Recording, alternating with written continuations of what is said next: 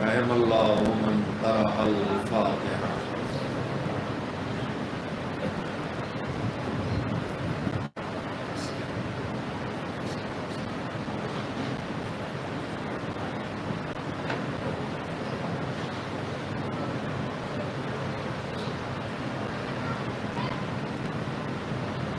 أعوذ بالله من الشيطان اللعين الرجيم. بسم الله الرحمن الرحيم. الحمد لله رب العالمين والعاقبة للمتقين والجنة للمؤمنين والنار للملحدين والكافرين والمشركين والمنافقين. والصلاة والسلام على سيد الأنبياء والمرسلين سيدنا ونبينا وشفيعنا أبي القاسم محمد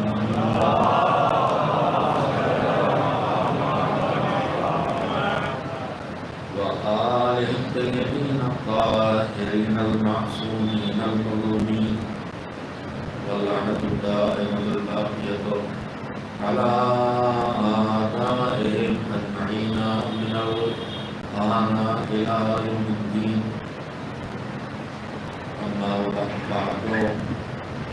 فقد ورد عن أمير المؤمنين وإمام المتقين علي بن أبي طالب عليه السلام أنه قال: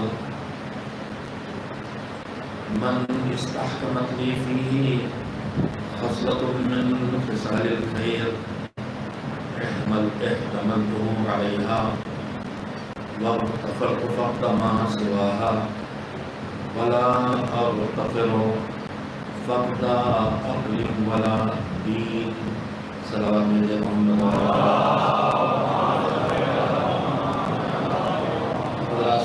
شیخ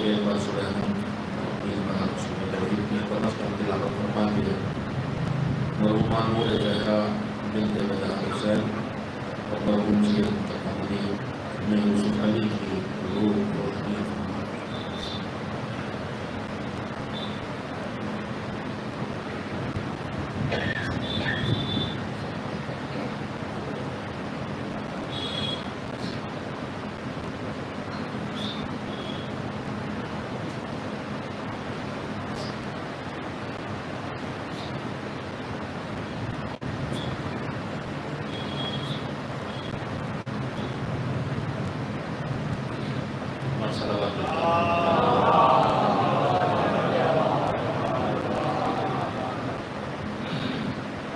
ثواب کی مجلس ہے.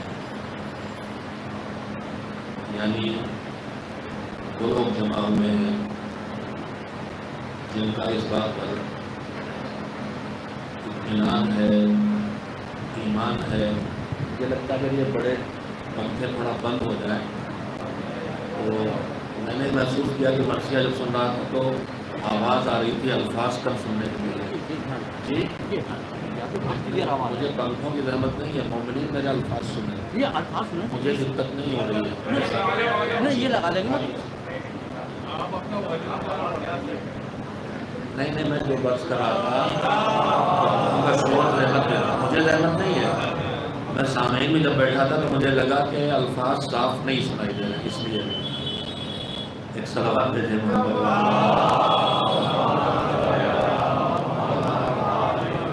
سارا ثواب ہے. یعنی وہ حضرات تشریف لائے ہیں جن کا اس بات پر اطمینان ہے، اعتماد ہے، ایمان ہے کہ مرنے سے آدمی فنا نہیں ہوتا ہے، صرف اس کی زندگی کی کیفیت بدل جاتی ہے. اس لیے کہ پہنچائی کوئی چیز جب جاتی ہے تو کسی کو پہنچائی جاتی ہے. اگر مر کے فنا ہو گیا ہے تو پھر وہ ہے ہی نہیں کہ ہم اسے کچھ پہنچائیں. اب جو چلا گیا اسے کیا پہنچا سکتے ہیں؟ تو مالک نے اس کی رہنمائی ہمیں کر دی کہ دنیا میں جب ہم کسی سے محبت کرتے ہیں، کسی کی عزت کرتے ہیں، کسی کا احترام کرتے ہیں، چھوٹا بڑا برابر کا، تو اس سے محبت کے تقاضوں میں تقاضا یہ ہوتا ہے کہ ہم اسے ہدیہ اور تحفہ بھی دیتے ہیں۔ دنیا میں رہنے والا جب اس دنیا سے جاتا ہے تو اس کے پاس جو کچھ بھی اللہ کی دی ہوئی طاقت و قوت تھی جس کے ذریعے سے وہ اپنی زندگی بسر کر رہا تھا، چاہے اچھے کام کر رہا ہو، نیکیاں کر رہا ہو، چاہے گناہ کر رہا ہو، اللہ کے احکام کی مخالفت کر رہا ہو، برائیاں کر رہا ہو، انسان کی فطرت میں کیا اچھا ہے اور کیا برا ہے اللہ نے رکھا ہے۔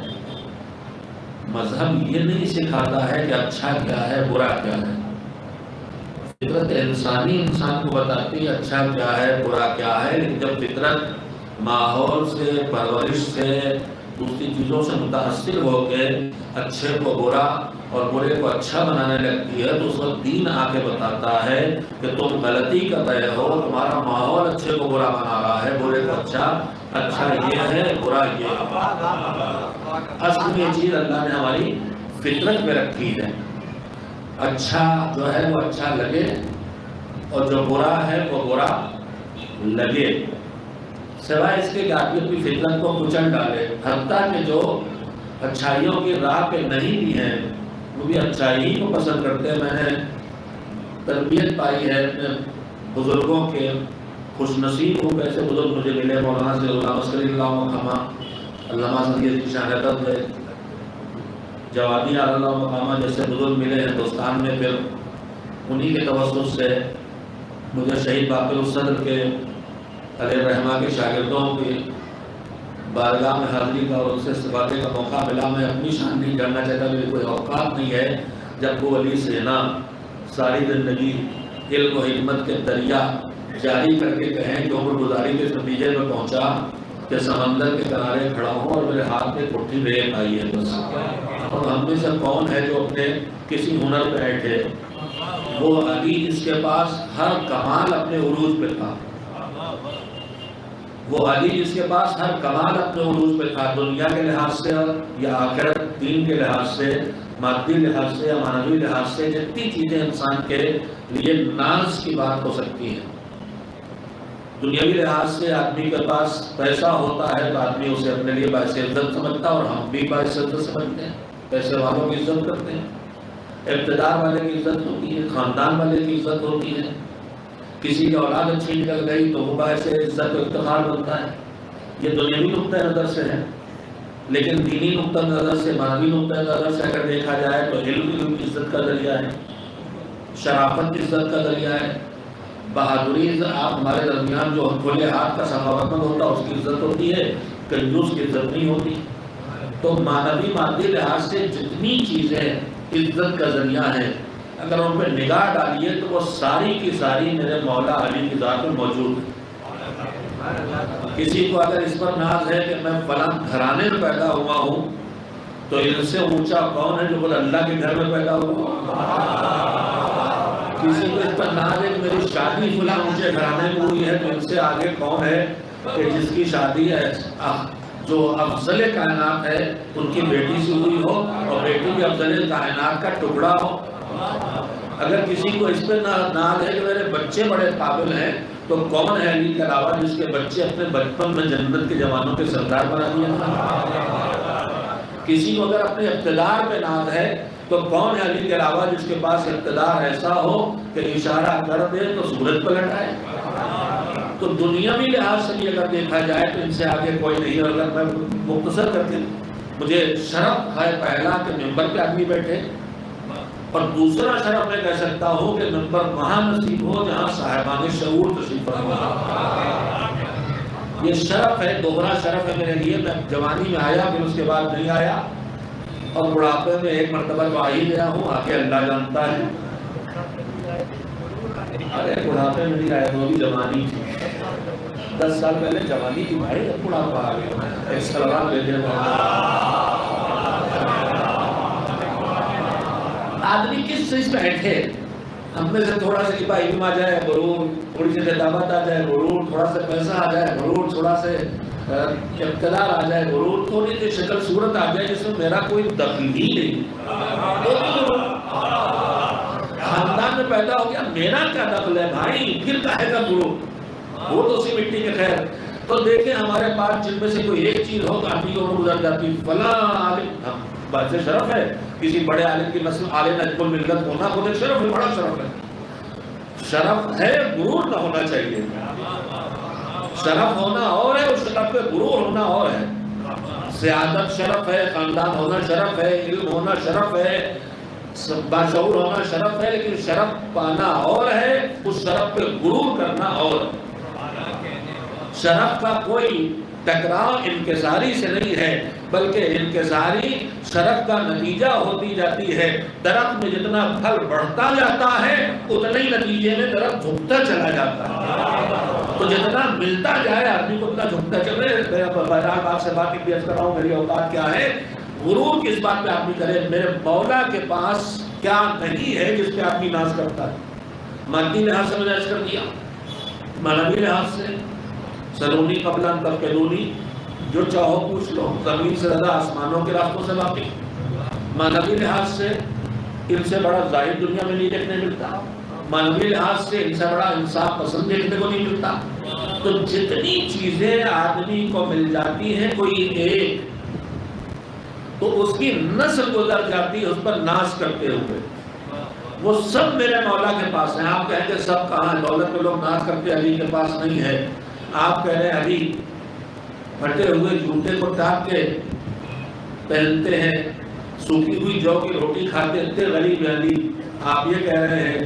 اور میں عرض کر رہا ہوں، میں معجزات کی بات نہیں کرتا کہ اگر وہ اشارہ کر دو تو مٹی کی دیوار سونے کی ہو جاتی ہے، میں بات اس کی کرتا ہوں کہ جس علی نے اپنے قوت بازو سے مدینہ منورہ میں ریگستان میں زمینیں کھود کے، چشمے نکال کے، کھجور کے گٹھلیاں ڈال کے، باغ تیار کر کے وقت کیا ہو تو 1.5 لاکھ درہم سالانہ 14 صدیوں پہلے جس کی آمدنی رہی ہو، وہ بھی غریب کا مسئلہ۔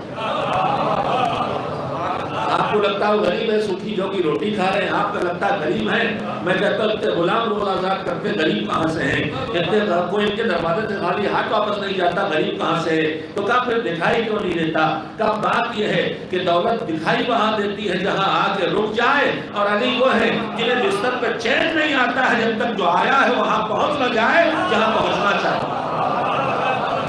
سارے میں مسلمان کی بات کہنا چاہتا ہوں، اپنی زیادہ گنجائش نہیں ہے، علی کے پاس وہ سب کچھ ہے جس پر ایک آدمی نہیں نسلیں ناز کرتے ہوئے گزرتی ہیں۔ خاندان ہے، اولاد ہے، رشتہ ہے، خون ہے، زبان ہے، فصاحت ہے، بلاغت ہے، قضاوت ہے، علم ہے، شجاعت ہے، حکمت ہے، تدبیر ہے، اقتدار ہے۔ گرتے چلے جائیے، سانسیں ٹوٹتی چلی جائیں گی، وقت چھوٹے ہوتے چلے جائیں گے، علی کے بغیر کو نہ گنا جا سکے گا، مگر علی علم میں سے کسی کو لا کے عزت نہیں بتاتے۔ آواز دیتے کفا بھی عزت نکون لکا عبدا وکفا بھی فقرا تکون ربا، پروردگار تو نے سب مجھے دیا ہے مگر میری عزت کے لیے کافی ہے کہ میں تیرا بندہ ہوں، اور مجھے ناز کرنا ہے تو خاندان اور جائیداد اور پیسہ اور اقتدار اور شکل صورت اور علم سب کچھ میرے پاس کسی سے کم نہیں، سب سے زیادہ ہے، مگر کفا بھی فقرا تکون لی ربا، پروردگار میرے فخر کے لیے یہ کافی ہے کہ تو میرا پروردگار ہے۔ اب اس کے بعد علی کی دعا سن لیں، اور علی والے ہی سے عنوان گفتگو رکھا گیا اچھا انسان، اچھے انسانوں کی مجلس اس لیے اچھا انسان عنوان رکھا گیا، اسی موضوع پر گزارش کے حاضر ہوا ہوں، جتنا وقت اپنی بات درج کر سکوں گا۔ علی کے پاس سب کچھ ہے جو ایک اچھے انسان کے پاس ہوتا ہے، لیکن اس کے بعد علی کیا کہہ رہے ہیں؟ میری عزت کے لیے یہ کافی ہے کہ میں تیرا بندہ ہوں، اور میرے ناز کرنے کے لیے کافی ہے کہ تو میرا رب ہے۔ انت کما احب، مجھے تو ویسا رب مل گیا پروردگار جیسا مجھے چاہیے تھا، فاجعلنی کما تحب، مجھے اپنا ویسا بندہ بنا لے جیسے بندے کو تو پسند ہے۔ انسان کا کمال ہے بس بندگی کی راہ پہ آگے بڑھتے جانا، جتنا اپنے اندر جھکاؤ پیدا کرتے جاؤ گے اللہ تم کو اتنا اٹھاتا چلا جائے گا، جتنی انکساری لاتے جاؤ گے اتنی تمہیں اونچائیاں اللہ دیتا چلا جائے گا۔ اسی لیے وہ اعلان کرتا ہے کہ اللہ جو علی ہے، علی العلیم ہے، اس اللہ سے قربت اگڑ کے ملنے والی نہیں ہے۔ وہ کہتا ہے کہ سب سے زیادہ اپنے پروردگار سے بندہ تب قریب ہوتا ہے جب وہ سجدے میں ہوتا ہے۔ تم جتنا جھکتے چلے جاؤ گے ہم تمہیں اتنا اٹھاتے چلے جاؤ گے۔ ایک صلوات بھیجیے محمد میں کسی ایسا ثواب ہے لہذا اس سارے ثواب پہ ہم وہ سب کر سکتے ہیں کہ جو دنیا میں ہم کسی کی خدمت کرتے ہیں۔ مالک یہ مر گیا، اب یہ اشارہ ثواب اور مجلس اور نواخوانی اور تلاوت اور صدقات اس سب کی کہاں گنجائش ہے؟ پروردگار یہ نیکی کرتا تھا تو نیکیاں کرتا تھا انہی ہاتھ پیروں سے، برائی کرتا تھا تو انہی ہاتھ پیروں سے۔ یہی ہاتھ اٹھے تکبیر کے لیے تو ثواب لے کے آ گئے، یہی ہاتھ اٹھے سینے پہ ماتم کے لیے گئے تو اجر لے کے آ گئے۔ انہی ہاتھوں سے میں نے کسی بزرگ کا بازو پکڑ کے سڑک پار کرا دی تو یہ ثواب لے کے آ گئے، لیکن انہی ہاتھوں سے میں نے کسی پہ تماچا مار دیا تو یہ ہلاکت کا ذریعہ بن گئے، انہی ہاتھوں سے نامحرم کو چھو لیا تو عذاب کا ذریعہ بن گئے۔ یہی نگاہیں احترام سے اٹھی ماں باپ کے لیے تو عبادت بن گئی، ثواب لے کے آئیں۔ انہی آنکھوں سے میں نے ماں باپ کو گھور کے دیکھ لیا تو یہی عذاب کا ذریعہ بن گئی۔ یہی زبان کھلی، دو گھروں میں آگ لگی تو اس کے بجھانے پہ لگ گئی تو یہی زبان ثواب کا ذریعہ بن گئی، اور یہی زبان ادھر کی بات ادھر لگا کے ادھر کی بات ادھر کر کے آگ لگانے پہ لگ گئی تو یہی غیبت کر کے نکتہ چینی کر کے فتنہ پھیلا کے عذاب کا ذریعہ بن گئی۔ انہی کانوں سے ہم نے تلاوت قرآن سنی، ثواب لے کے آئے، انہی کانوں سے ہم نے گانا سنا، عذاب لے کے آئے، انہی پیروں سے میں چل کے اپنے دوست سے ملنے گیا، ثواب لے کے آئے، مسجد گیا ثواب لے کے آئے، مجلس گیا ثواب لے کے آئے۔ انہی قدموں پہ چل چل کے میں نے دو بھائیوں میں لڑ گئے تھے آپس میں دوڑ دوڑ کے ملوا دیا، ثواب لے کے آئے۔ انہی قدموں سے ادھر کی آگ لگانے ادھر گیا، ادھر کی آگ لگانے ادھر گیا، یہی مطلب عذاب کا ذریعہ بن گئے۔ انہی قدموں پہ چل کے عدالت گیا، مظلوم کا ساتھ دینے ثواب کا ذریعہ بن گئے۔ اسی قدموں پہ چل کے عدالت گیا، جھوٹے کا ساتھ دینے یہی عذاب کا ذریعہ بن گئے۔ تو یہی ہاتھ، یہی پیر، یہی زبان، یہی آنکھیں، یہی کان، یہی تو مالک اچھائی اور برائی کی راہ پہ لا رہے تھے۔ اب میں مر گیا، اب میرے ہاتھ چلتے ہیں، نہ پیر، نہ زبان، نہ آنکھ، نہ کان، نہ نیکی کر سکتا ہوں، برائی کچھ نہیں کر سکتا، تو پروردگار میرا حساب کر دے۔ یہ برزخ کیوں رکھی؟ وَمِن وَرَائِهِمْ بَرْزَخٌ إِلَىٰ يَوْمِ يُبْعَثُونَ، اس دن تک جب تک کہ سب نہ اٹھائے جائیں گے، اس دن تک تمہیں اسی برزخ کی زندگی میں رہنا ہے۔ برزخ کی زندگی کیسی؟ اِمَّا رَوْضَةٌ مِّن رِّيَاضِ الْجَنَّةِ أَوْ حُفْرَةٌ مِّنْ حُفَرِ النَّارِ، اس کی کوئی قسم نہیں۔ امام صادق علیہ السلام کا ارشاد، برزخ جنت کے باغوں میں سے ایک باغ ہے یا جہنم کے کھائیوں میں سے کھائی ہے، مگر اس کریم پروردگار نے برزخ کیوں رکھی؟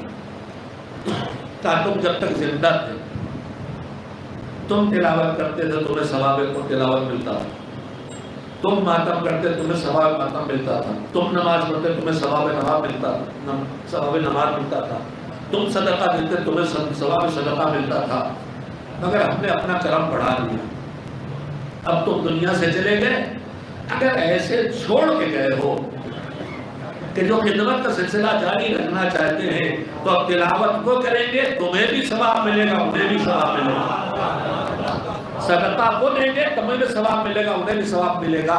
تو ان مجالس کا، اسی سال ثواب کا، تلاوت قرآن کا، صدقات کا فلسفہ یہی ہے کہ رحمت پروردگار کا تقاضا تھا، اگر ہمارے مرتے ہی ہمارا حساب کر دیتا تو ہم میں سے شاید ہی کوئی نکل پاتا، مگر اس نے رحمتوں کے دروازے رکھے، پہلے برزخ رکھا، وارث اور رہ جانے والے اسے وادی برہوت کے نمونوں سے نکال کے وادی السلام تک پہنچانے کی کوشش کرتے رہے، اور اس کے بعد شفاعت رکھی، پھر رحمت رکھی۔ اب وہ بدنصیب ہے جو ان تین مرحلوں سے گزرنے کے بعد بھی خود کو آتش جہنم سے نجات نہ دلا سکے۔ میرے عزیزو، میں نے اپنی گفتگو اس لیے کی کہ اچھا انسان میری گفتگو کو عنوان ہے، اس کے ارد گرد میں گھوم رہا ہوں، جلدی سے دو تین باتیں سراحت سے کہہ دینا چاہتا ہوں۔ ایصال ثواب کے دو طریقے ہوتے ہیں، ایک وہ ہے کہ آپ نے نیک کام کیا، جتنا کام اتنا اجر، حساب کلوز۔ میں نے آدھا گھنٹہ بیٹھ کے ایک پارہ قرآن کی تلاوت کی، میری تلاوت تو کی، اجر طے ہوا، منتقل ہو گیا۔ یہیں پہ جو ہمارے درمیان مذہب کے نام پہ خرافات آئے ان میں سے ایک بات پر اشارہ کر دوں۔ اب ہمیں فاتحہ کے لیے بلایا جاتا ہے اور فاتحہ کروایا جاتا ہے، اس پر مجھے گفتگو نہیں کرنا، تو اس وقت جلدی سے روکا جاتا، مولانا رکیے رکیے رکیے، ایک پرچی آتی ہے ہمارے پاس، ان کے لیے اتنے پارے پڑھے گئے، اتنے قرآن کی تلاوت ہوئی، اتنے سورے پڑھے گئے، اتنی دعائیں کی گئی، اتنی تسبیح پڑھی گئی، اتنے قل پڑھے گئے، ایک لسٹ آتی پوری۔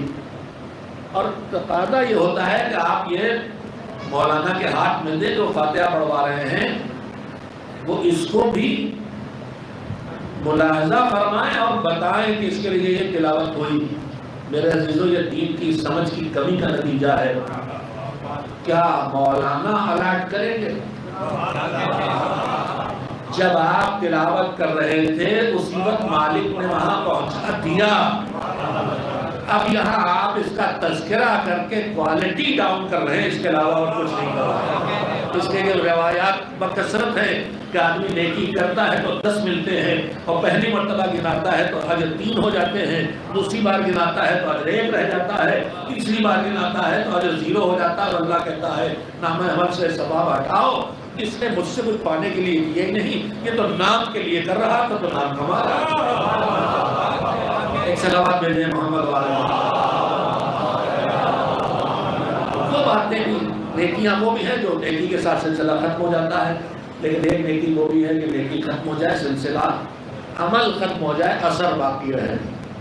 مجالس اللہ نے نیکیوں کی کیٹیگری میں رکھی ہیں۔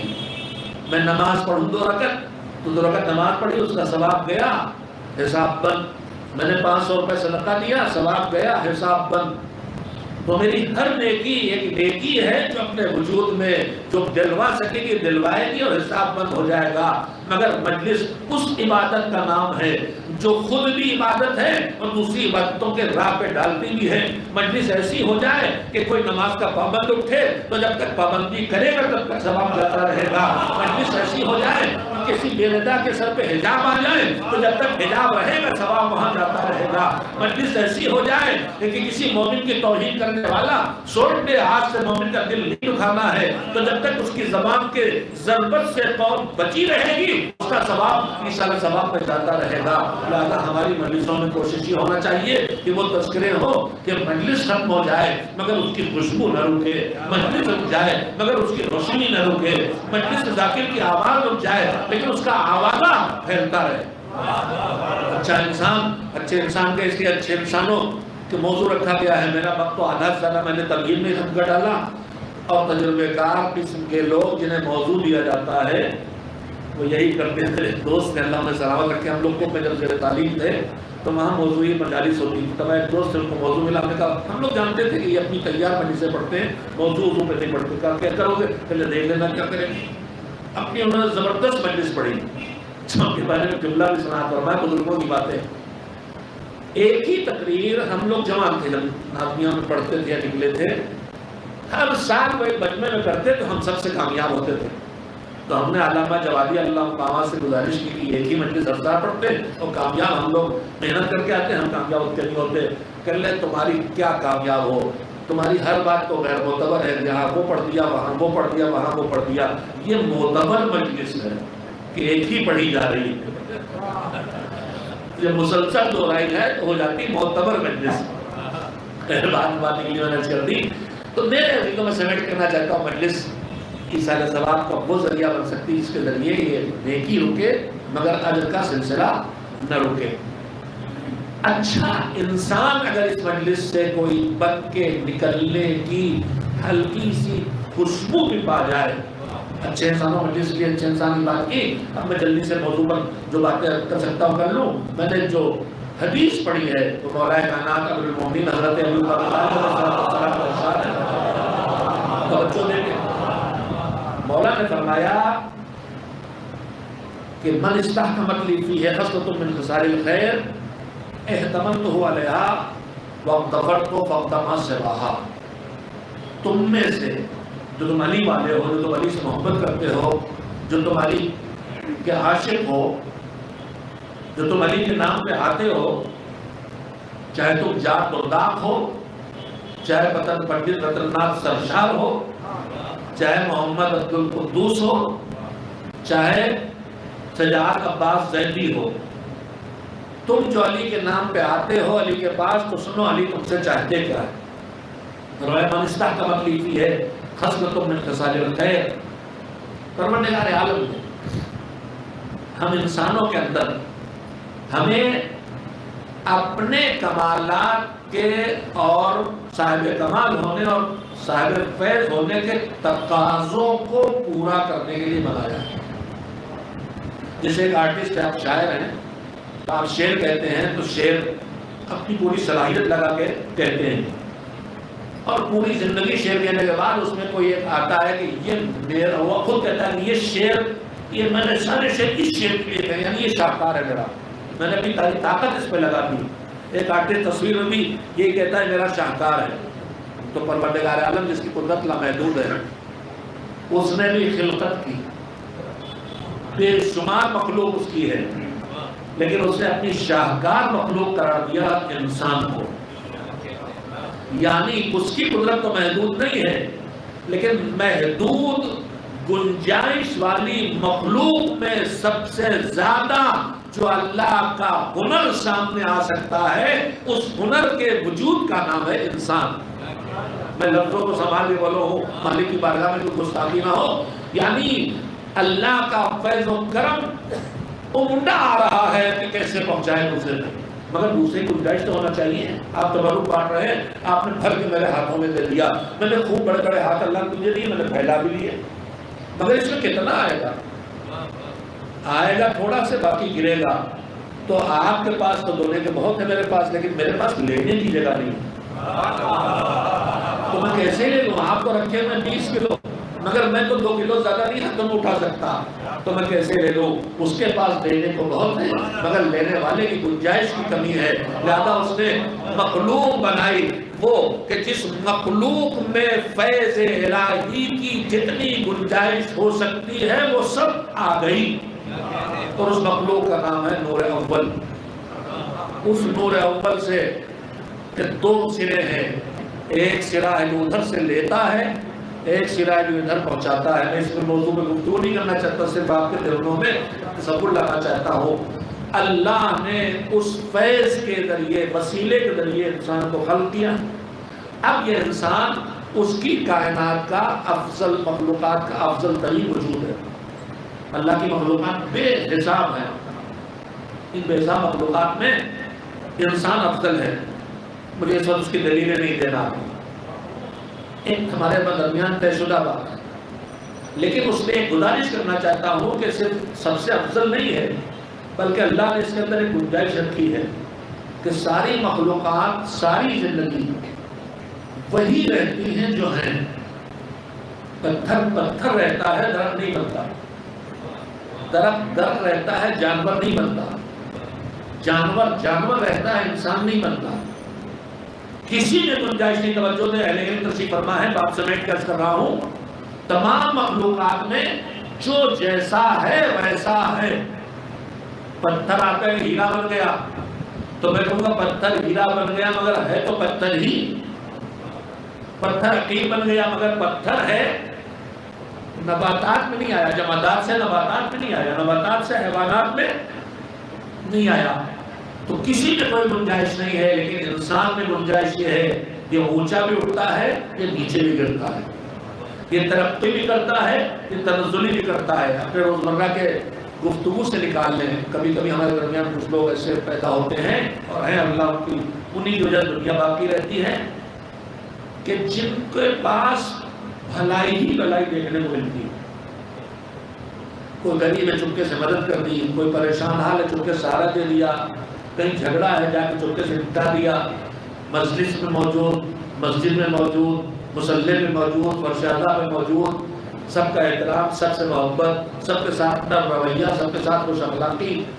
ایسے بھی ہمارے معاشرے میں کبھی کبھار ہوتے ہیں، اور اس کا الٹا بھی ہوتا ہے، جو ملا اسے گالی دے دی، جو ملا اس پہ کیس کر دیا، جو ملا اس کا مال لوٹ لیا، جو ملا اس کی توہین کر دی، جو ملا اسے دھمکا دیا۔ تو ایسے جو ایک اچھائیوں کے عروج پہ جاتے ہیں اور برائیوں کے عروج پر جب ان کی بات آتی ہے، اچھائیوں والے کا تذکرہ ہوتا ہے تو کوئی نہ کوئی کہتا ہے مولانا ان کی بات نہ کیجیے، وہ آدمی تھوڑے ہی ہے، وہ تو فرشتہ ہے، فرشتہ۔ جب ایسے برے کی بات آتی، ارے مولانا اس کا نام نہ لیجیے، وہ آدمی نہیں ہے، تو جانور ہے، جانور۔ تو ہمارے اسی معاشرے میں دو آدمی ملتے ہیں، ایک کو کہتے ہیں جانور ہے، جانور، اور ایک کو کہتے ہیں فرشتہ ہے، فرشتہ۔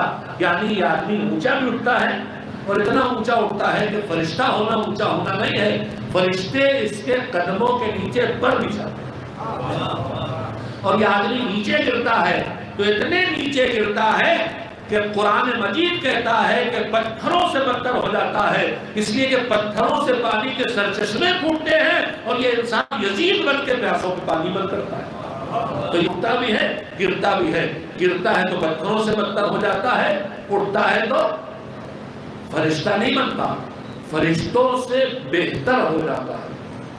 بچپن سے مجلسیں سن رہے ہیں، ان مجلسوں میں ہم نے آپ کے بچپن سے ایک بات سنی ہے کہ جب کوئی انسان، کسی انسان کا بچہ علم کی جستجو میں نکلے، الف سے اللہ، تے سے تعزیہ پڑھنے نکلے، تو علم کی جستجو میں ABCD پڑھنے نکلے، علم کی جستجو میں نکلے، تو اس بچے کے پیروں کے نیچے فرشتے اپنے پر بچھاتے ہیں۔ تو خالی طلب علم کے لیے نکلا ہے، اور میرے جیسے گنہگار کا بچہ ہے، وہ اتنا اونچا ہو گیا کہ فرشتے میرے بچے کے قدموں کے نیچے پر بچھا رہے ہیں، تو بھی جو اس کائنات سے ادھر سے علم ادھر لے کے آئے، جن کے گھر سے پوری دنیا کو علم بٹا ہے، اگر وہاں فرشتے چکی جلاتے دکھائی دیں یا جھولا جھلاتے دکھائی دیں، اس میں حیرت کی کیا بات؟ تو آدمی اونچا بھی اٹھتا ہے، آدمی نیچے کی اٹھتا ہے تو فرشتوں سے بہتر، گرتا ہے تو جانوروں سے بہتر۔ اچھا آدمی کون؟ فرشتوں سے بہتر کب، جانوروں سے بدتر کب؟ ہمارے چھٹے امام حضرت جعفر صادق علیہ السلام کا ارشاد، فرمایا کہ اللہ نے 3 مخلوقات ایسی بنائی ہیں جن میں سے ایک مخلوق کو ایک صفت دی ہے، دوسری کو دوسری، اس کو ایک چیز دی، دوسری چیز نہیں دی، اس کو دوسری چیز دی، پہلی چیز نہیں دی، اور تیسری وہ ہے جس کو دونوں چیزیں دی۔ میں اس کو سنتے آپ نتیجہ نکالنا اس لیے دوہرا رہا ہوں۔ امام نے فرمایا کہ اللہ نے فرشتوں کو بنا کے انہیں صرف عقل دی ہے، فرشتوں کو عقل دی ہے، اور عقل کیا ہے؟ ما عبد الرحمن فقصد به الجنان، عقل اللہ کی دی ہوئی استعداد کا نام ہے کہ جس کے لیے اپنے مالک کو پہچانا جائے اور اس کی بتائی راہ پہ چل کے کامیابی حاصل کی جائے۔ فرشتوں کو بس عقل ہے، انہیں خواہش نہیں ہے۔ جانوروں کو اللہ نے بنایا، انہیں خواہش دی ہے، عقل نہیں دی۔ جانور کو پینے کا پانی چاہیے، کھانا چاہیے، رہنے کی جگہ چاہیے، زندگی کا ساتھی چاہیے، اولاد چاہیے، یہ خواہشات ہیں۔ اور عقل اللہ ہے، اس نے ہمیں بنایا ہے، اس کے بندے ہیں، ہمارے لیے راہ ہے، اسے آرام میں چلنا ہے، اسی راہ پہ چل کے آخرت اور دنیا بنانا ہے، یہ عقل کا تقاضا ہے۔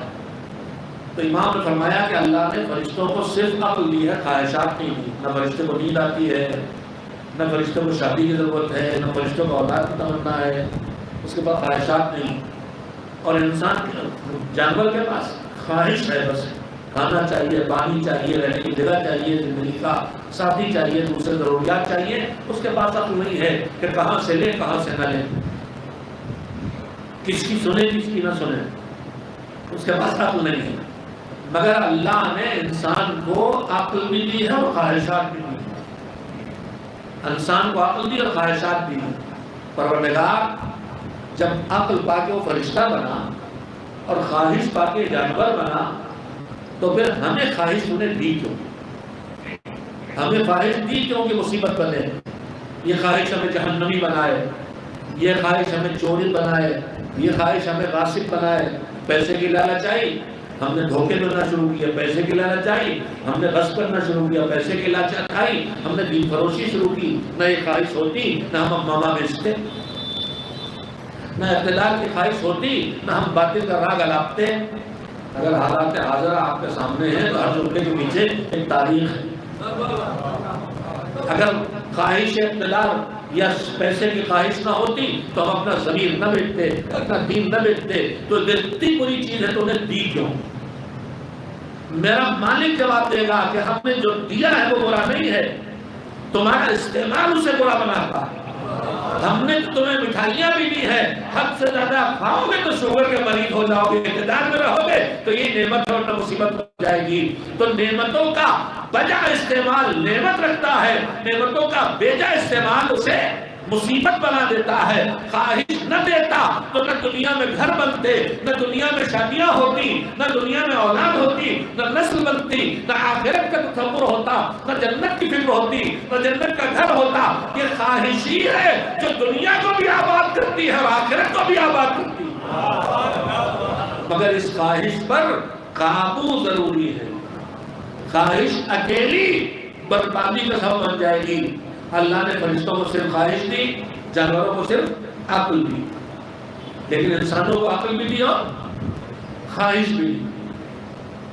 اچھا، اب ہم میں سے جتنے ہیں کسی بھی نعمت الہی کا ذکر کیجئے تو ہم شکوہ ڈھونڈ لیتے ہیں. ارے صاحب، ہم نے کہا ماشاءاللہ بڑی اچھی گاڑی ہے آپ کی. ارے کر لیں ہماری گاڑی کیا ہے صاحب، یہ تو نارمل سی ہے.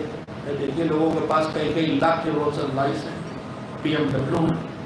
ہم نے کہا ماشاءاللہ بڑا اچھا مکان بنا رہے ہیں. کہہ لیں ہمارے پاس کیا فلیٹ دہلی میں، لوگوں کا دیکھیے دبئی میں ایک ہے اور اس کے بعد جناب بمبئی میں دوسرا ہے، ہانگ میں تیسرا ہے. ہم نے کہا بڑا عمدہ کاروبار چل رہا ہے. ارے کہہ لیں ہمارا چند لاکھ کا چند کروڑ کا کاروبار، بلینر پڑے ہیں.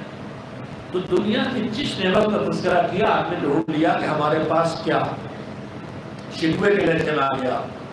لیکن آج تک مجھے ایک نعمت میں کوئی شاکی نہیں ملا. کسی نے ہم سے اچھی باتیں کی، ہم نے کہا ماشاءاللہ بڑی سمجھدار ہے، بڑی عقل ہے ہمارے پاس، آپ کے پاس. تو آج تک کسی نے کہا کہ مولانا میری عقل کیا، اب تو فلاں کے پاس ہے.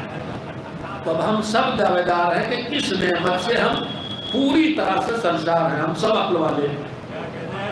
اب طے کیسے ہو عقل والا ہے، دعوے دار تو سب ہیں، طے کیسے ہو؟ بس بہت اتنی بات سنا دینا چاہتا ہوں. عقل والا ہے کون؟ تو سنیے، روایت میں ہے کہ اللہ نے جناب آدم کو خلق کیا تو اس کے بعد جناب جبریل کو ان کے پاس بھیجا اور 3 چیزیں لے کے بھیجی کہ 3 تحفے ہیں اور تمہیں اختیار ہے، ان میں سے جاؤ جسے چاہو چن لو. تو جناب آدم نے وہ کیا ہے کہ ایک تو ہے دین، اور ایک ہے عقل، اور ایک ہے حیا. حیا، غیرت. اب میری مولوی واقعی نے سوچا کہ آدم دین لے کے آئے تو دین اٹھائیں گے. مگر بچپن سے آپ نے روایت سنی ہوگی، جب جناب آدم جو نبی اللہ ہیں ان کے سامنے چوائس آئی کہ اس میں سے ایک کوئی ایک اٹھا لو، تو میں نے سوچا کہ دین اٹھا لے گے. مگر جناب آدم نے کہا مجھے عقل چاہیے. عقل لے لی انہوں نے. اب جبریل مڑے حیا اور دین کی طرف، اگر جاؤ تمہارا انتخاب آدم نے نہیں کیا، جاؤ. عقل کو اٹھا لیا انہوں نے، مگر حیا بھی اپنی جگہ رکی رہی، دین بھی اپنی جگہ رکا رہا. تم کیوں نہیں جاتے؟ کہ جس خدا نے آپ سے کہا تھا کہ تینوں میں جسے چاہے آدم اختیار کر لے، اسی خدا نے، کون کہہ رہا؟ حیا کہہ رہی، عقل کہہ رہی. کہ اسی خدا نے ہم سے یہ کہا ہے، کس سے؟ حیا سے، عقل سے، کہ جہاں دین رہے وہی تمہیں رہنا، جہاں عقل رہے وہی تمہیں رہنا. تو اللہ نے کہا اختیار کرو. آدم نے عقل، حیا اور دین میں عقل اٹھا لی. اب دین کہتا ہم نہ جائیں گے، جہاں عقل ہے وہاں دین رہے گا، جہاں عقل ہے وہاں حیا رہے گی. تو عقل کی دیواداری تو سب کر سکتے ہیں، مگر عقل کی پہچان یہ ہے جہاں عقل دکھائی دے خواہش کا قبضہ نہ ہو، جہاں دین دکھائی دے بے دینی کا قبضہ نہ ہو، جہاں حیا دکھائی دے بے حیائی کے قبض نہ ہو. اس کا مطلب وہ عقل کا ٹھکانہ ہے. اس کی عقل ہوگی تو دین ہوگا، عقل ہوگی تو حیا ہوگی. تو عقل وہ ہے جو اللہ کی دی ہوئی نعمت کا نام ہے. ہم سب عقل مندی کے دعوے دار ہیں، مگر بغیر پہچان اس کی ہے کہ یا دین ہو اور حیا ہو. اگر حیا جا رہی ہے، اگر دین جا رہا ہے، تو پھر وہاں عقل نہیں ہے. وہ ہے جو مافیا کے پاس تھا. بہت حقیقت اور حقیقت یہی ہے، عقل ہوگی تو حیا اور دین کے ساتھ ہوگی، اور اگر حیا اور دین نہیں ہے تو وہ عقل نہیں ہے، وہ ہے جو مافیا کے پاس ہے۔ اب اللہ کی دی ہوئی نعمتیں ہیں، حیا ان میں سے ایک نعمت ہے، ان میں سے ایک دین نعمت ہے، ان میں سے ایک عقل نعمت جو آپ کو ختم کر رہا ہوں۔ اچھا انسان وہ ہے کہ جس کی عقل کی حکومت اس کے فیصلوں پہ قائم رہے اور اس کی خواہشات کی حکومت اس کے اوپر حاکم نہ ہونے پائے۔ امام نے فرمایا کہ اللہ نے انسان کو عقل بھی دی ہے اور خواہشات بھی دی ہے۔ یہ انسان اس وقت تک انسان رہتا ہے جب تک اس کی عقل اس پر حکومت کرتی ہے، اور جب اس کی خواہشات اس پر حکومت کرنے لگتی ہے تو انسان جانوروں سے بدتر ہو جاتا ہے۔ عقل کے مقابلے میں دو چیزیں ہیں جو بس بات کو ختم کر رہا ہوں، نماز وقت نزدیک ہے، سمیٹ کے میں نے آپ کی خدمت میں جس کے طور پہ باتیں عرض کی ہیں۔ عقل کے مقابلے میں دو چیزیں ہیں جو ہمیں راہ عقل سے ہٹاتی ہیں، ایک ہمارے خواہشات ہیں اور ایک ہمارے رسم و رواج۔ دو چیزیں ہمیں راہ عقل سے ہٹاتی ہیں اور اپنی حکومت ختم ہوتی ہے، اور اپنی حکومت ختم ہوتی ہی آدمی جانوروں سے بدتر ہو جاتا ہے۔ عقل اور خواہش کا ٹکراؤ ہم دن رات دیکھ سکتے ہیں، رات چھوٹی، دن رات میں دیر میں سوئے عادتیں بن گئی ہیں۔ رات میں 12 بجے سے پہلے سوشل میڈیا سے فرصت ہی نہیں ملتی کہ سو جائیں، ہمارے صبح 4 بجے 3.5 گھنٹے 4 گھنٹے سوئے ہیں۔ اب ایک تقاضا عقل کا ہے، ایک تقاضا خواہش کا ہے۔ خواہش کہہ رہی ہے سوتے رہو، عقل کہہ رہی ہے جس نے بنایا وہ اب کہہ رہا اٹھو اور سر وسجود ہو جاؤ۔ اب یہیں سے فیصلہ ہوگا، اگر سوتے رہ گئے تو خواہش کی حکومت قائم ہے، اگر جاگ کے اللہ کے سامنے حاضر ہو گئے تو عقل کی حکومت قائم ہے۔ زندگی بھر محنت کر کے کمایا، قناعت کر کے کفایت جاری کر کے بچایا، اب تاریخ خمس کی آ گئی۔ عقل کہہ رہی جس نے دیا ہے وہ کہہ رہا نکالو زیادہ واپس کریں گے۔ خواہش کہہ رہی ہے چلا گیا نہ جانے تو بچاؤ۔ اگر بچاؤ کی خواہش قابو پر گئی تو انسان جانوروں سے بدتر ہونے والا ہے، اور اگر عقل نے حکومت قائم کر لی کہ جس نے دیا وہی تو کہہ رہا نکالو ہم اس زیادہ واپس کریں گے، تو انسان فرشتوں سے بہتر ہو جائے گا۔ بس مولا ہم کو بہترین انسان دیکھنا چاہتے ہیں۔ میں نے جو حدیث پڑھی اس کی ترجمہ کر کے آخری بات اس سلسلے میں کر لوں۔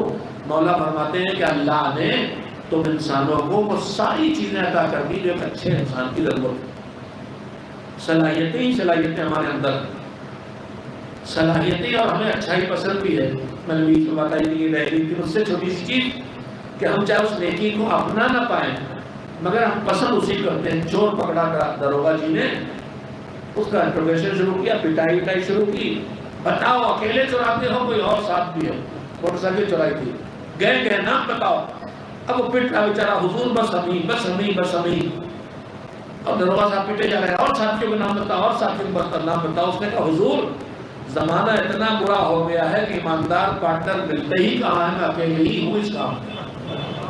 تو انہیں بھی چوری میں بھی ایماندار چاہیے، یعنی انہیں بھی پسند یہی ہے کہ ایمانداری اچھی چیز ہے، خیانت اچھی چیز نہیں ہے۔ یعنی ہماری فطرت میں ہے کہ جو اچھا ہے وہ اچھا لگے، چاہے اسے اپنا پائیں چاہے اپنا نہ پائیں۔ اب اللہ نے ہمارے اندر سب صلاحیتیں چھپائے رکھی ہیں۔ بہادری ہمارے اندر چھپی ہے، سخاوت ہمارے اندر اسے رکھی ہے۔ ہم بنے کائے سے ہیں، وقت ختم ہو گیا، گنجائش باقی نہیں رہی، لیکن جو میں دعوے کر رہا ہوں کہ ہمارے اندر سب چھپا ہے، اس کی دلیل جلدی سے سن لیں۔ معصومین کے بکثرت ارشاد ہے، میں وہ الفاظ پڑھ رہا ہوں جو ہمارے چھٹے امام حضرت جعفر صادق علیہ السلام امام نے فرمایا شیعتنا من فاضل طینتنا، ہمارے شیعہ ہماری بچی ہوئی طینت سے بنے۔ میں نے مٹی نہیں کہا، تین الگ ہے طینت الگ ہے۔ ہمارے شیعہ شیعتنا من فاضل طینتنا، ہمارے شیعہ ہماری بچی ہوئی مٹی سے بنے۔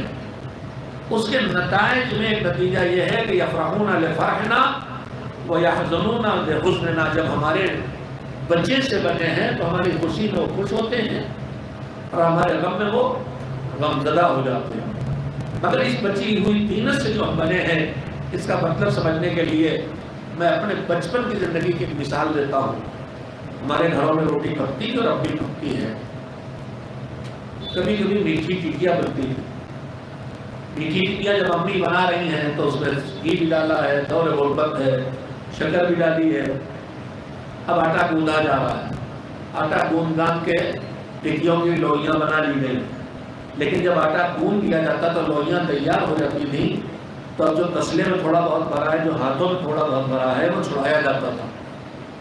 اب روز کی روٹی بھی ہوتا تھا کہ پک رہی چپاتی، مگر جو ہاتھوں سے چھڑا کے سمیٹا گیا چھوٹی سی ٹکیا اس کی بن گئی، تو اس ٹکیا کا ہم انتظار کرتے ہیں۔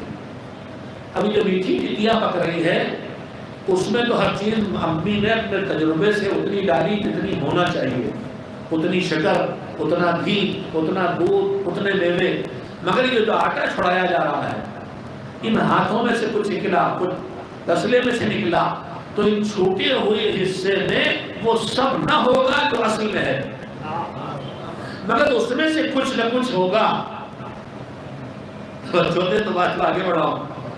ایک ٹکیا انہوں نے لوئی کاٹ کی بنائی، اس میں وہ سب چیزیں ملیں گی جو اس میں ہیں، لیکن ایک وہ چھوٹی سی ٹکیا بنائی ہے جو ہاتھوں میں اور تسلے میں لگے آٹے سے بچی ہے، تو اتنی شکر نہ ہوگی نہ کچھ تو ہوگی، اس میں اتنا گھی تو نہ ہوگا مگر کچھ تو ہوگا۔ پروردگار عالم نے اپنے فیض و فضل کے ذریعے نور نبی کو بنایا، نور اہل بیت کو بنایا۔ اب وہ کہتے ہیں کہ ہمارے اس طینت سے جو بچا تھا اس سے ہمارے شیعہ بنے ہیں۔ اگر ان کے پاس علم تھا تو کہیں سے علم کی خوشبو آئے گی، کہیں سے بہادری کی خوشبو آئے گی، کہیں سے سخاوت کی خوشبو آئے گی، کہیں سے دیانت کی خوشبو آئے گی، کہیں سے عبادت کی خوشبو آئے گی۔ مولا نے کہا تو ہمارے طرح نہ بن پاؤ گے، سارے کمال اپنے اندر یکجا کر لو، میں بھی جانتا ہوں، لیکن اتنا تو کرو کہ اپنے اندر ٹٹولو، اور تمہارے اندر جو تمہیں لگے۔ دیکھیے ہم میں سے بہت سے لوگ ہوتے ہیں کوئی کار خیر کرنا چاہیں، ہم نے کہا اس کے لیے پیسے کی ضرورت ہے، اس کے لیے آپ کے وقت کی ضرورت ہے، تو کچھ لوگ ہزاروں لاکھوں دینے میں تیار ہو جاتے ہیں کہ پیسہ ہم سے لے لیے، وقت نہ دے پائیں۔ کچھ لوگ کہتے ہیں آپ جان حاضر ہے آپ کے لیے، مگر پیسہ ہم نہ دے پائیں گے۔ تو کسی میں اندر جذبہ ہے ہاتھ پیروں سے کرنے کا، کسی میں جذبہ ہے پیسہ لگانے کا۔ اسی معاشرے میں ایسے بھی ہیں کہ نام تو شجاعت عباس ہے، مگر اگر پٹخیہ بھی چھوٹ جائے تو یہ ڈر جاتے ہیں۔ نام شجاعت عباس ہے، ان سے بڑا ڈرپوک کوئی نہیں، لیکن دوسرا موجود ہے نام سخاوت علی ہے، ان سے بڑا کنجوس کوئی موجود نہیں۔ تو ہمارے درمیان ہم اپنے اندر ٹٹولیں تو کوئی نہ کوئی ہنر اللہ نے ایسا چھپایا ہے ہمارے اندر جسے ٹٹول کے ہم نکال سکتے ہیں۔ ہم سے ہاتھ پیروں کی خدمت ہوتی ہے، ہم سے پیسہ نہیں لگتا، ایک خوبی ہے ہمارے اندر۔ ہم کوئی بے خبر پڑھنا چاہے تو ہم علم دے سکتے ہیں، لیکن کہیں کوئی لڑائی جھگڑا کھڑا ہو تو ہم لٹ نہیں چلا سکتے، مثلا ڈیفنس کے لیے۔ تو ہر آدمی میں کوئی نہ کوئی گنجائش ہے، کہیں علم کی گنجائش ہے، کہیں کھلے ہاتھ ہونے کی گنجائش ہے، کہیں بہادری کی خوشبو پائی جا رہی ہے۔ مولا کہتے ہیں مجھے پتا ہے کہ تم اپنی ذات میں ساری خوبیاں نہ پیدا کر سکو گے، مگر ایک کام تو کرو، من استحکمت لی فی ہے خصلۃ من خصال الخیر، اچھائیوں والی جو خصلتیں اور عادتیں اللہ نے بنائی ہیں ان میں سے کوئی ایک اچھی عادت اپنے اندر پکی کر لو، ان میں سے کوئی ایک اچھی عادت اپنے اندر پکی کر لو۔ تم کھلے ہاتھ کے ہو تو سخاوت پکی کر لو، تم تھوڑا بہادر ہے تو بہادری پکی کر لو، تمہارے اندر جسمانی مشقت کی طاقت ہے تو ایثار کو پکا کر لو، تم ایک ایک عادت اپنے اندر پکی کر لو تو میں تم پر اسی سے راضی ہو جاؤں گا اور تمہارے اوپر ساری نیکیاں لانے کا بوجھ نہ ڈالوں گا۔ دوسری جو نیکیاں تم نہ لا پائے، تم خرچ کرنے میں آگے ہو مگر علم نہیں حاصل کر سکے، تم خرچ کرنے میں آگے ہو مگر زہد نہیں پیدا کر سکے، کوئی بات نہیں، معاف کر دوں گا، لیکن دو کمیاں اپنے اندر نہ پیدا ہونے دینا، ان دو کمیوں کو معاف نہیں کروں گا۔ وہ کیا ہے؟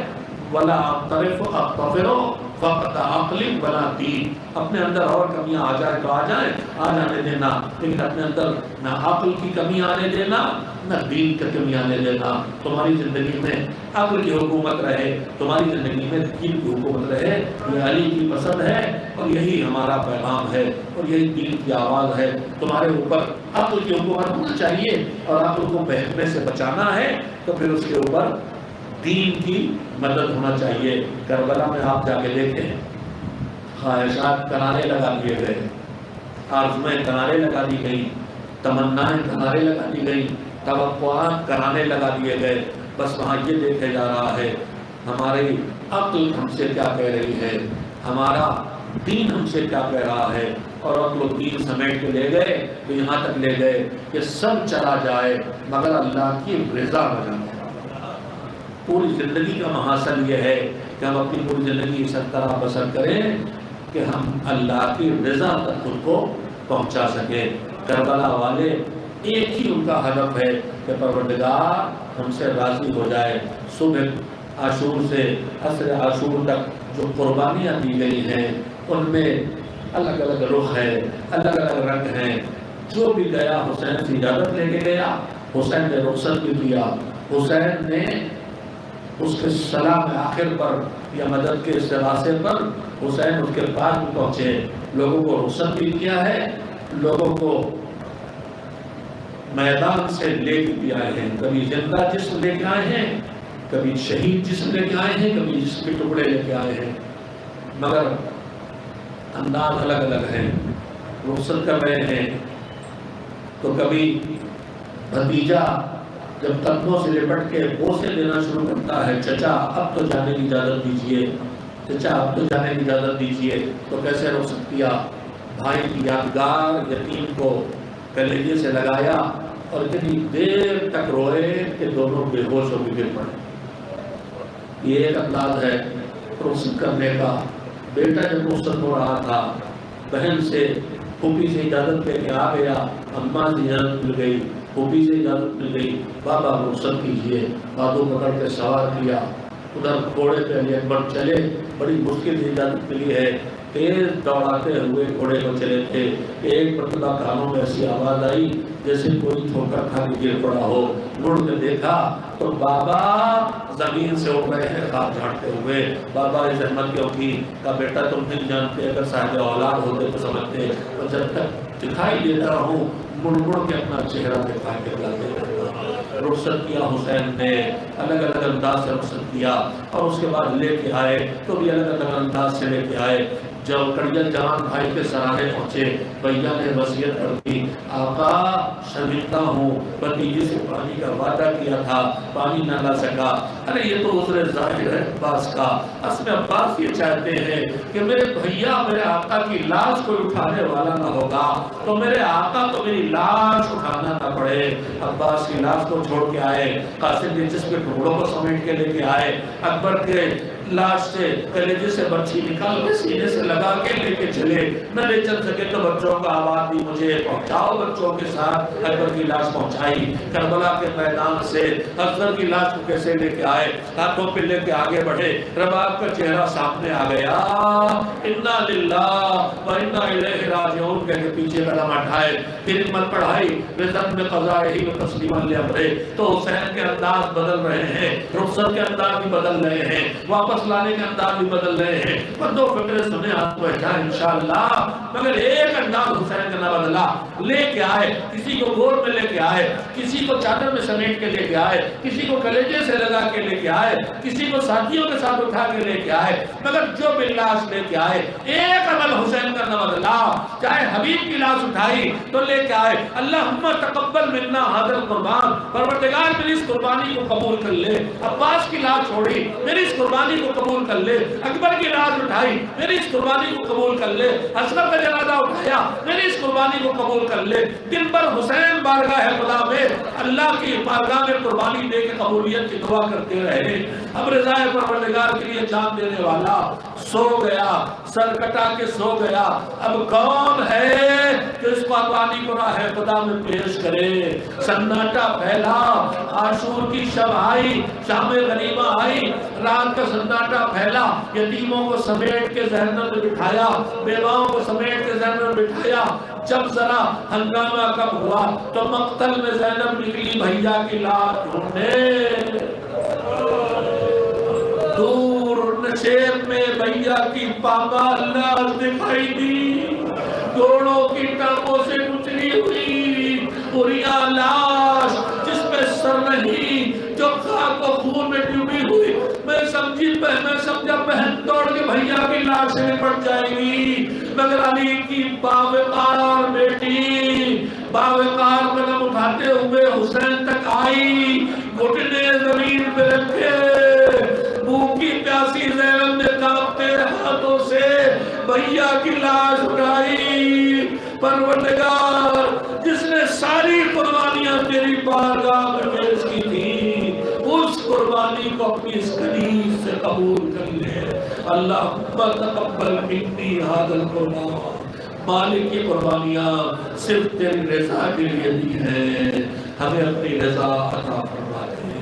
وَسَيَعْلَمُ الَّذِينَ ظَلَمُوا أَيَّ مُنقَلَبٍ يَنقَلِبُونَ۔ الا لعنت اللہ علی القوم الظالمین۔ الہی بحق الزہرا و ابیہا و بانہا و بنیہا، اللہم تقبل منا هذه العبادہ۔ پروردگار اس عبادت کو قبول فرما اور اسے جو اجر و ثواب ملا ہے اسے پھر بارگاہ معصومین میں ہدیہ کرتے ہیں، اور دوسرے مزید اجر و ثواب تو عطا کرے، وہ مرحومین پہنچا دے جن کے مرحومین کی سارے ثواب کے لیے مجلس ہوئی ہے۔ مالک ہماری دعا کو قبول فرما، ہماری حاجتوں کو پورا فرما، ظلم و ستم پر عدل و انصاف سے بدل دینے والے زمانے کے حاکم کو حالات ظہور پر عام فرما، ہمیں اپنی ذمہ داریاں پورا کرنے کی توفیق عنایت فرما۔ سورہ حمد و تیمہ سورہ تلاوت فرما کے پھر مرحومین کی روح عطیہ کر دیں، اور وقت نماز ہو چکا ہے، جماعت قائم ہوگی، مجلس میں شامل ہو کے اس نماز جماعت کے ثواب کا عطیہ بھی ہم مرحومین تک پہنچا سکتے ہیں، اور 10 نمازی کھڑے ہو جائیں تو پھر نماز کی جماعت کے ثواب کی گنتی نہیں کر سکتے۔ بسم اللہ الرحمن الرحیم۔